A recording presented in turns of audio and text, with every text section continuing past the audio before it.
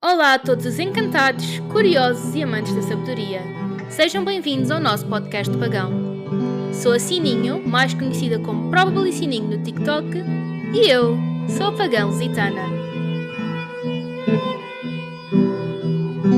Hoje vamos responder a algumas perguntas sobre o paganismo e paganismo lusitano. Estas perguntas foram feitas através do Instagram, mas no futuro as perguntas para estes episódios serão feitas por apoiantes no Ko-fi. Por isso, vão já lá subscrever para poderem participar. O link é ko.fi.com/probablysininho. Vamos então às perguntas. Como é que alguém pode começar a jornada no paganismo lusitano? Esta é uma das perguntas que eu mais recebo, a de como ser um bom pagão. Não existe propriamente uma forma de começar, sendo que é uma religião, apenas tens de acreditar nela. E depois disso, a tua prática é tua, tu é que decides o que fazer. Através de estudo próprio é como tu consegues desenvolver a tua prática e aquilo que tu queres incluir à tua religião. Acho que essa é uma das belezas do paganismo, é que não existem regras, por assim dizer. Tu, baseado na informação que vais ler e que vais estudar acerca destes deuses, vais criar a tua forma de ser pagão. Eu diria por agora, dando um pequeno conselho, para simplesmente escolheres um dos deuses com o qual te ressoas mais e faz um pequeno altar para ele. Pesquisa tudo sobre ele que conseguires, faz um pequeno altar para ele e inclui no teu dia-a-dia simplesmente apreciar esse deus. Acho que esse é um bom começo para o paganismo lusitano. E depois de conectares com esse Deus e começares a tua prática com esse Deus, tu podes avançar para outros deuses e para celebrações pagãs. Portanto, começa por coisas pequenas. Não precisas de fazer logo tudo ao mesmo tempo. Quais as melhores fontes para aprender sobre deuses lusitanos? A principal que eu recomendo é o Religiões da Lusitânia, de José Leite Vasconcelos. É um conjunto de 3 volumes e inclusivamente consegues arranjar Religiões da Lusitânia naquilo que toca a Portugal. Penso eu que é assim que se chama.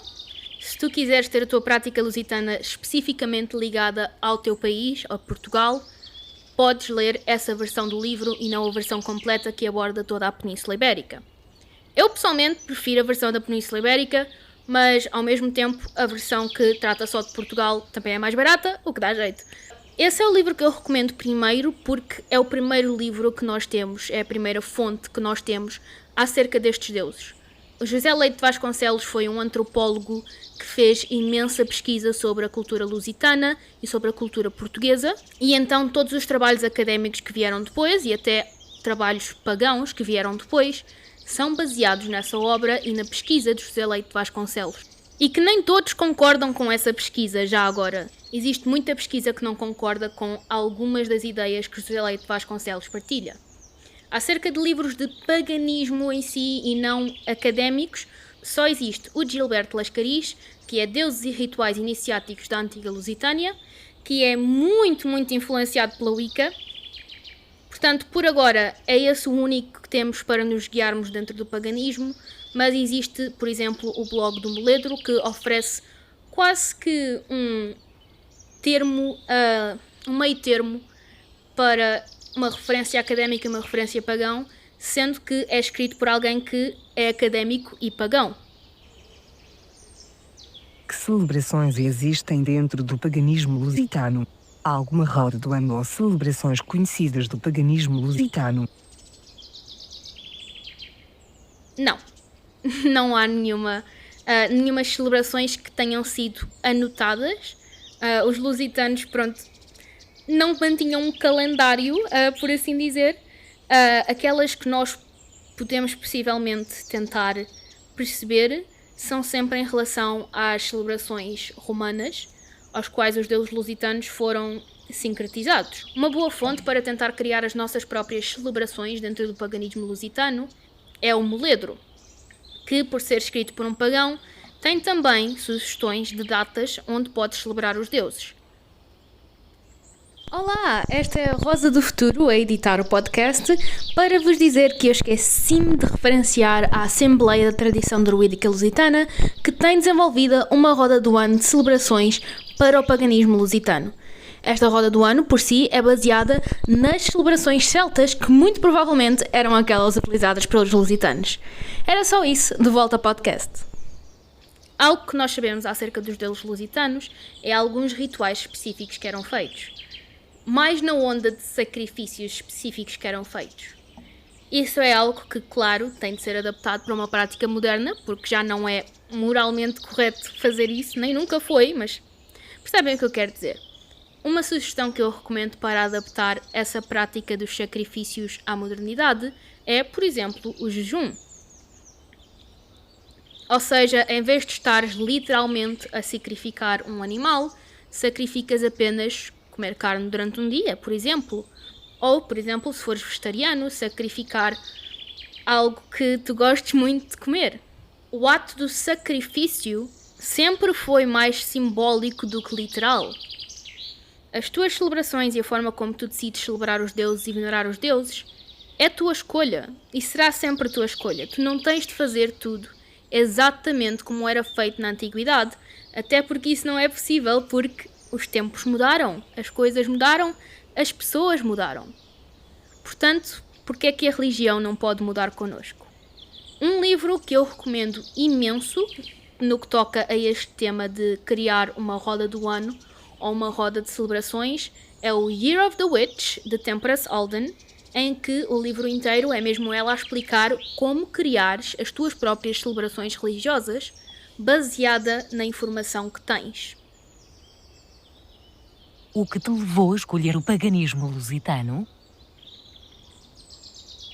A minha jornada dentro do paganismo também já foi muito caótica e já teve muitas mudanças. Sempre fui interessada pelo paganismo, sempre fui interessada especificamente por mitologia celta, desde que era pequena que pesquisava sobre as fadas celtas.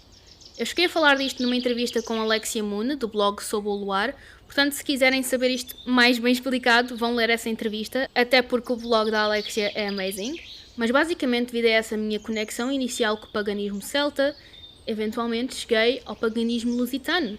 Isto porque eu, fora do meu paganismo, tenho muito interesse na cultura e na cultura portuguesa e no meu país e o melhoramento do meu país. Por isso encontrei no paganismo lusitano uma boa junção entre o meu amor pelo paganismo celta e o meu amor pela cultura. Que importância tinha a magia e o misticismo dentro do paganismo lusitano? Primeiro, eu quero fazer o asterisco que tanto magia como misticismo são ambos termos que são modernos. Magia vem da definição wicana de magia, em que esta se liga à bruxaria e às práticas ocultas, que em si já são uma adaptação das práticas pagãs e das curandeiras da Idade Média. Já misticismo é a ideia de conexão com Deus ou com a espiritualidade em geral. Sendo que o paganismo é uma perspectiva religiosa que tem influência naquilo que nós definimos como espiritualidade, há definitivamente conexões entre paganismo lusitano e magia e misticismo, tal como há com qualquer tipo de paganismo. Agora, onde especificamente no paganismo lusitano conseguimos encontrar magia e misticismo? Eu diria que a magia e o misticismo ligam-se sempre muito mais a deuses do submundo. Por exemplo, alguém que eu vejo muito ligado a magia e misticismo é a Tégina, Senhora do Submundo, Senhora das Maldições. Isto devido a toda a ligação dela com as placas de maldições que eram feitas em nome dela.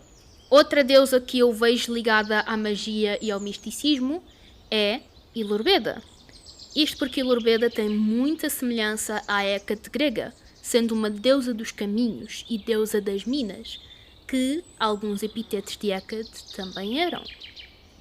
Por isto, modernamente, podíamos atribuir o papel de deusa da bruxaria a Ilurbeda também. Existiam sacerdotes dentro do paganismo lusitano? Sim, existiam. Aliás, nós temos registros tanto de druidas como de sacerdotes dentro do paganismo lusitano. Especificamente sacerdotisas. Aliás, é bastante comum alguns arqueólogos e antropólogos perguntarem-se se figuras que nós temos dos deuses lusitanos seriam, na verdade, figuras das suas sacerdotisas.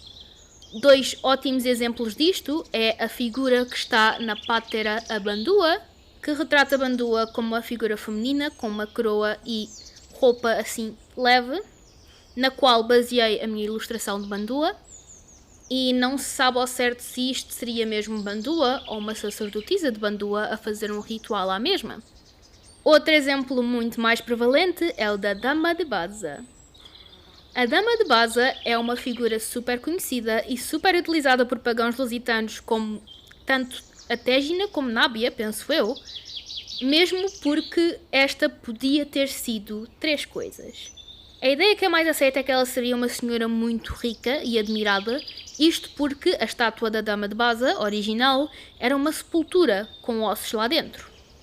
Mas também existem as teorias que podia ser ou uma deusa antiga, qual não se sabe especificamente, mas sendo que seria uma sepultura e era uma deusa velada num trono, é muito provável que fosse a Tégina, ou ser uma sacerdotisa de uma deusa antiga. Portanto, sim, existiam sacerdotisas dentro do paganismo lusitano. E existem sacerdotes e sacerdotisas modernos do paganismo lusitano. Quais são as visões do pós-vida dentro do paganismo lusitano? Nós temos referências que existia de facto um submundo, isto por termos divindades do submundo. Portanto, podemos assumir que seria um pouco como na mitologia grega e na mitologia romana, em que as almas, depois de morrer, eram guiadas para o submundo e lá ficavam, sendo possivelmente castigadas aquelas que precisavam de castigo.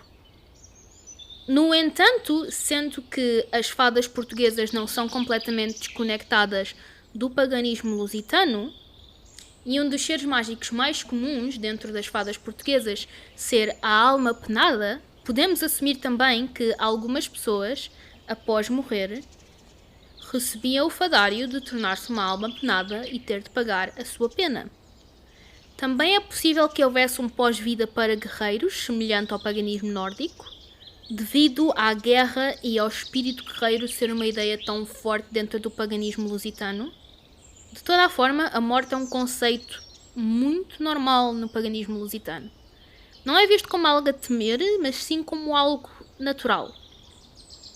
Além de célticas, há mais influências de Baal, Mitra, como por exemplo. Definitivamente. A influência celta é aquela que é mais prevalente devido à religião que nós agora chamamos de Península Ibérica ser inabitada por celta-iberos e do próprio nome de lusitano ter sido um nome que os romanos designaram a um grupo de povos e a maior parte dos nomes dos deuses lusitanos terem uma origem indo-europeia. Por isso, definitivamente, os deuses lusitanos podem ter influências de outras culturas. Há algum género de deus importado? Tipo Afrodite e Astarte? Se com deus importado queres dizer um deus venerado pelos lusitanos que também era venerado por outra cultura, definitivamente. De novo, os lusitanos eram um conjunto de povos. Um deus que era venerado pelos lusitanos e que era grego era o Ares, que tinha especificamente o epiteto de Ares Lusitani. Temos também deuses celtas como Epona e, mais tarde, após o domínio romano, temos também muitas lares vialas, que são entidades guias dos caminhos, deuses como Nantus Velta e Sússulos, que têm muitas semelhanças com os deuses lusitanos e eram venerados também na zona da Península Ibérica. Portanto, sim, os deuses venerados pelos lusitanos não eram apenas aqueles a que nós designamos agora deuses lusitanos. Espero que vos tenha esclarecido com as minhas respostas. Para o próximo episódio, agora sim, vamos falar sobre fadas ibéricas e a sua relação com os deuses. Não se esqueçam de apoiar o meu Ko-fi para receberem notícias antecipadas de todos os meus projetos e fiquem atentos às redes sociais. Sou Probably Sininho em todas elas e que os deuses e seres mágicos vos acompanhem no vosso caminho.